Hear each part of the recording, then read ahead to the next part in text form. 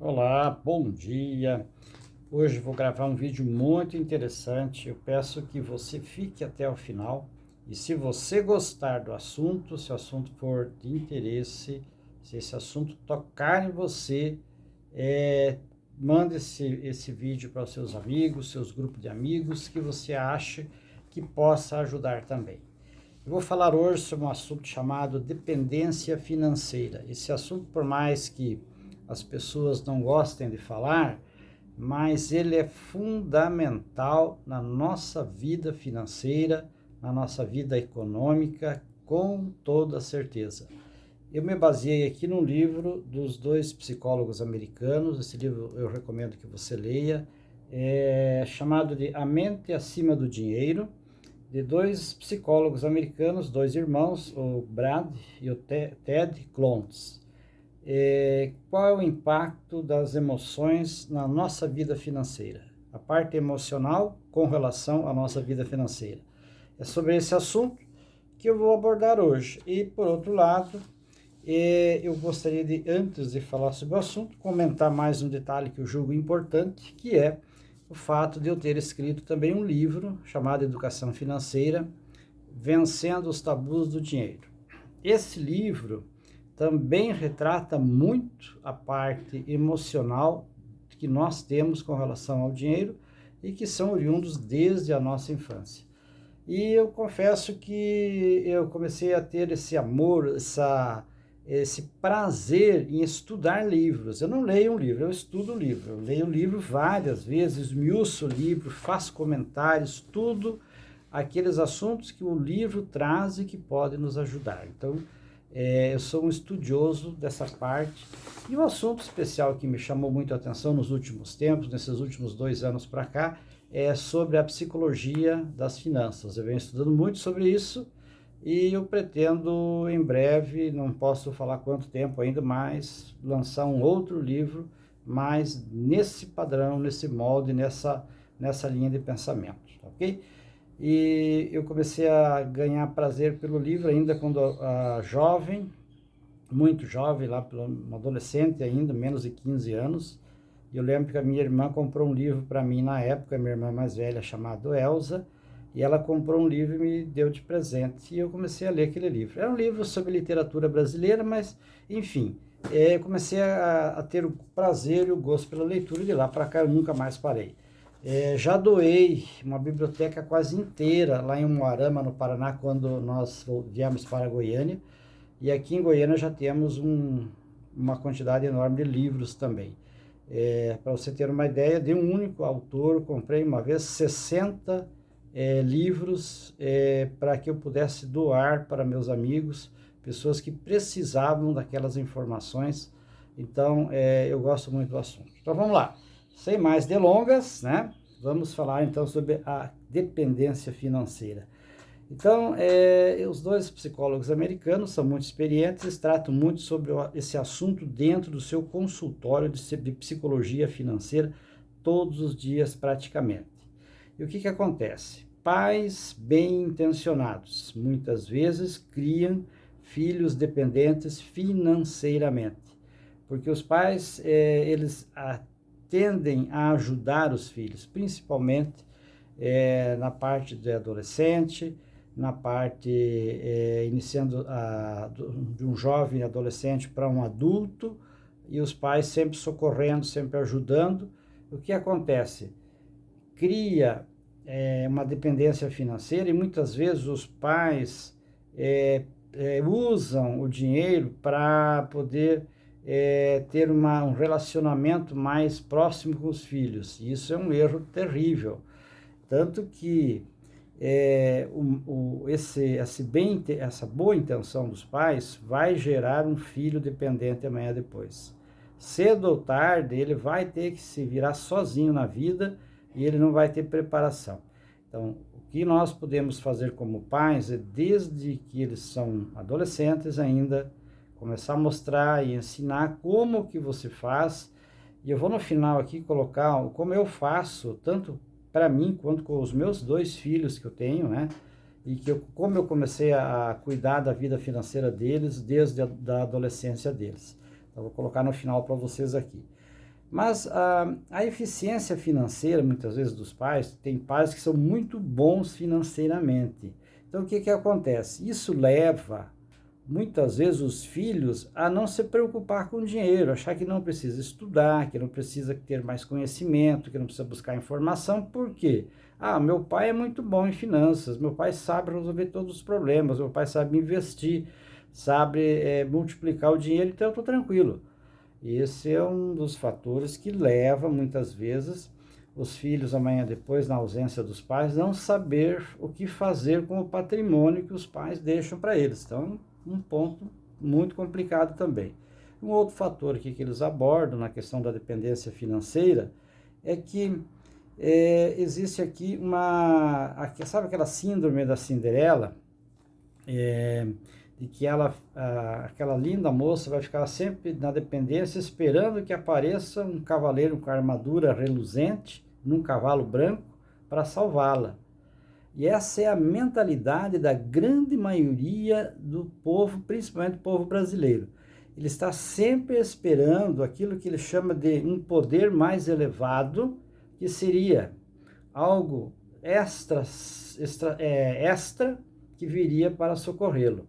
Para muitos, essa síndrome da Cinderela ou do cavaleiro encantado, ou do príncipe encantado, é nada mais do que jogar na Mega Sena.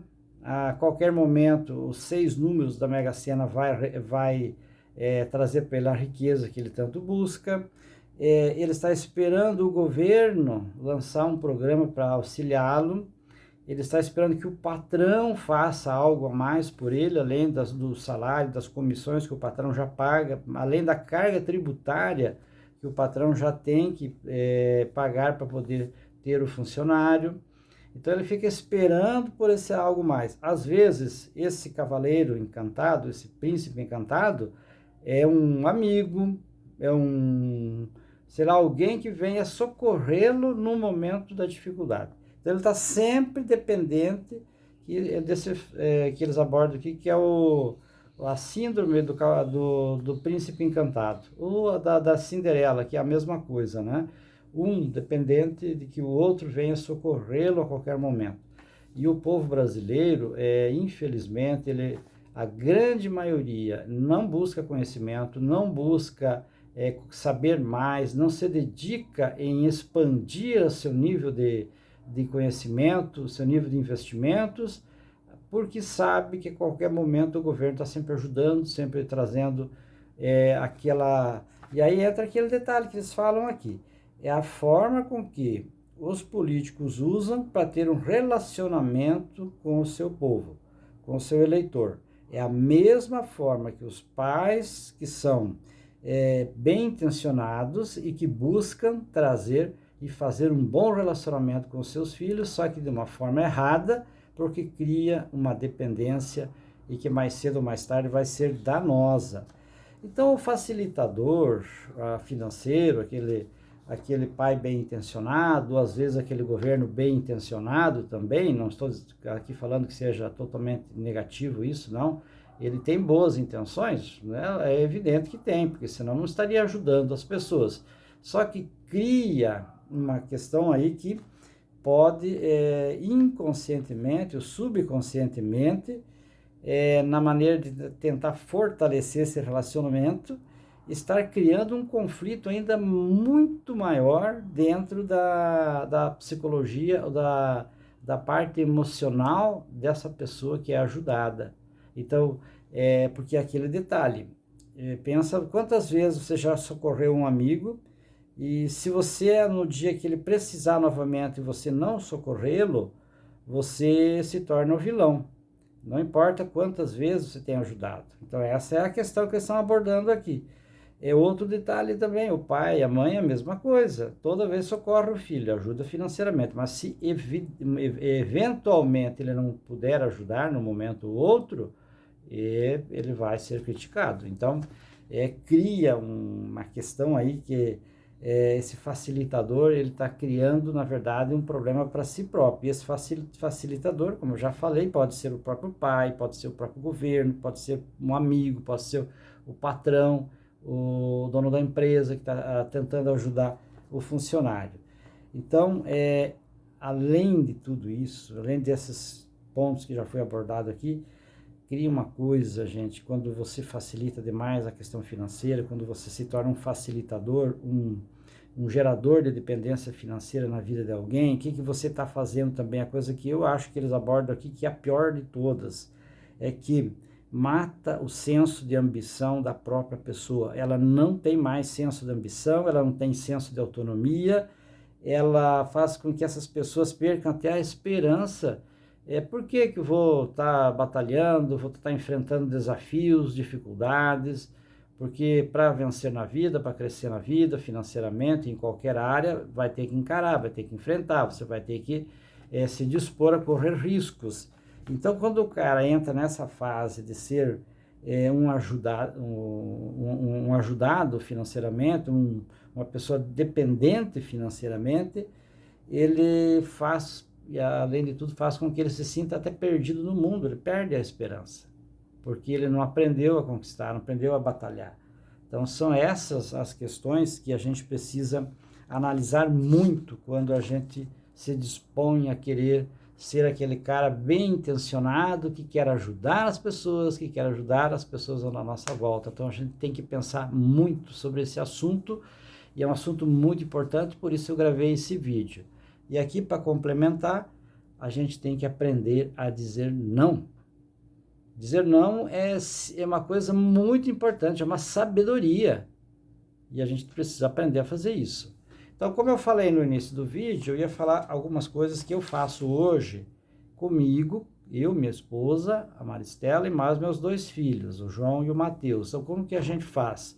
A gente primeiro sempre busca fazer uma reservinha de emergência. Essa reserva é para um eventual inesperado, um eventual incidente que sempre acontece.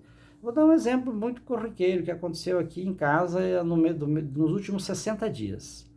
Queimou o motor da geladeira, queimou o motor da máquina de lavar, tivemos que trocar mais os filtros de água que estava vencendo. Enfim, nessa brincadeira, nada, foi R$ 2.000 praticamente. Aí pronto, se você não tem essa reserva de emergência, o que você vai fazer? Vai usar supercheque, se você tiver no caso, ou se você não tiver, quem sabe vai parcelar no cartão em 10, 12 vezes, se você tiver o cartão. E se você não tiver nada disso, o que você faz? Vai pedir dinheiro emprestado, não tem outro jeito.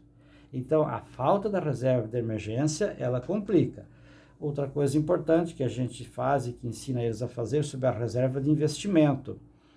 Então, eu já ensinei eles que eles estão hoje com um com 23, outro com 27, que nessa fase da vida deles não pode esperar mais nada do INSS. Eu ainda estou esperançoso de me aposentar com 40 anos de contribuição ao INSS, ainda devo conseguir receber, né? Mas eles não vão ter isso. Então, eles têm que criar um INSS, digamos assim, de uma forma extra, fora do plano de vista do governo, para poder se socorrer. Outra coisa importante que eu nunca deixo de fazer é doações. E isso é importante e eu até ensino meus filhos também, doar. Seja na igreja que você participa, seja para ajudar um necessitado muitas vezes, uma pequena ajuda, um alimento. A gente precisa ter essa mentalidade. A reserva de lazer também e a reserva de conhecimento. Conhecimento é importante. E qualquer 100, R$ 150 por mês, você pode comprar aí 2, 3 livros, você pode assistir uma palestra, pode comprar aí um treinamento de algo que vá enriquecer a sua vida. Então, é muito importante você também estar se atualizando. Nunca pare de investir no conhecimento. Não ache que você já sabe o suficiente, que no mundo que nós estamos vivendo hoje, se a gente ficar um ano sem ler, sem buscar informações, parece que nós voltamos à idade da pedra, porque a coisa avança de uma maneira tão rápida, que a gente tem que estar se atualizando a cada momento, ok? Espero que você tenha gostado dessa informação sobre dependência financeira, essa parte emocional e psicológica, E se você gostou, dá um like aí, ajuda muito. E também, se puder, passar para alguém que precise dessa informação. Um forte abraço, que Deus abençoe você ricamente.